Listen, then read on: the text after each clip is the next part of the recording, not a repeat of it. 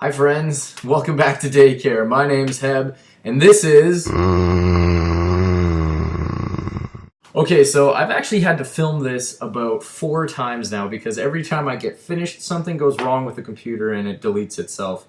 Also, I have not seen Friday and Saturday's videos because I haven't had internet at home. I'm going to be filming this at home and running over to work and trying to upload it at the office. This is just a perfect example of what zombies do to our lives. They make things difficult and they get in the way, and it's just a giant headache. Let's get into it, hey?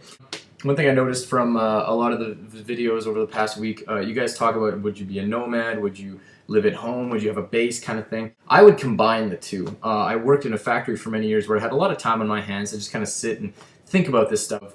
How me and 3 of my friends would survive a zombie apocalypse, and it involves one of their trucks, a gun store, a local grocery store, and a few other elements. But I'm not going to share this with you, Internet, because when the zombie apocalypse happens, I don't want you stealing all my supplies and leaving me with nothing. So you figure out your thing, I'll figure out my thing, and we'll be good. I want to share with you a lot of zombie things that I have that I love, that I'm really into. Obviously, I'm really into video games, if you haven't figured that already. So Resident Evil, whether it's on Dreamcast or PlayStation 1, N64, or games like Red Dead Redemption Undead Nightmare, or Dead Island, Left 4 Dead on Steam. That's like my bread and butter, man. I love that stuff. Or if you're not into video games, I got Zombies, the board game. They come out with an expansion for this, you know, every so often, like once or twice a year. And it's a role-playing game where you build the city that you're trying to escape from as you progress, but the zombies also get stronger. The trick is you're not working as a team, you're working against each other. It's an every man for himself kind of game.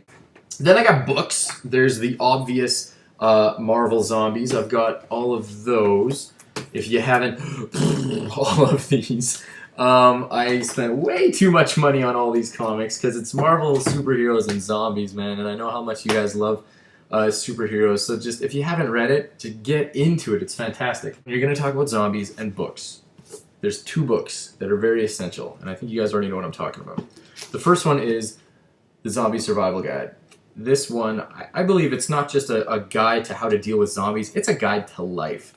We'll teach you how to deal with zombies, it'll teach you how to deal with annoying shoppers, at Walmart. It'll teach you how to deal with people that don't know how to drive on the highway. It'll teach you how to deal with stressful things in life, and you really need to check it out. The other one is World War Z, written by the same guy, Max Brooks. He's a genius. This is more of a post after the zombie war has already happened. How do we clean up our life? How do we pick the world back up after the zombies have invaded?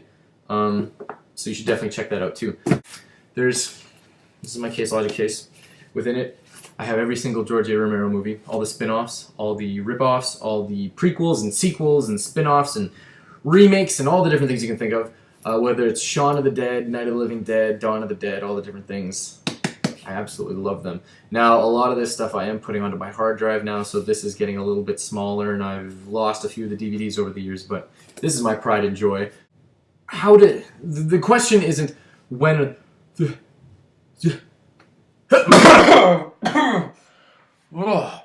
Oh, excuse me. What was I talking about again? Okay, things that I'm into. I forgot to mention, if you're a fan of the show Walking Dead board game. It's only a 4-player game, and the twist on this one is, once you've died as a human, you then become a zombie and hunt down the people you were just teammates with. And an interesting actually just happened to me last night.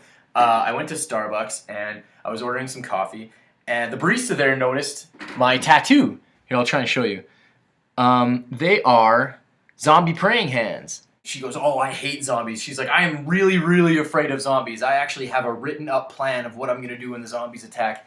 And she's like, "Our Starbucks store on top of the ceiling tiles has a 13-foot tall walkway up in the ceiling where we just keep supplies. I'm going to hide up there and just live out the whole zombie apocalypse." Meanwhile, the whole lineup of people for coffee is getting super long, and we're talking about zombies and stuff, and it was just really funny how some people react. Zombies are something that could happen and will happen eventually, where viral technology is taking us. She just kind of looked at me and went, "That's crazy. That's way too scary. Don't even joke about that. That's way too scary."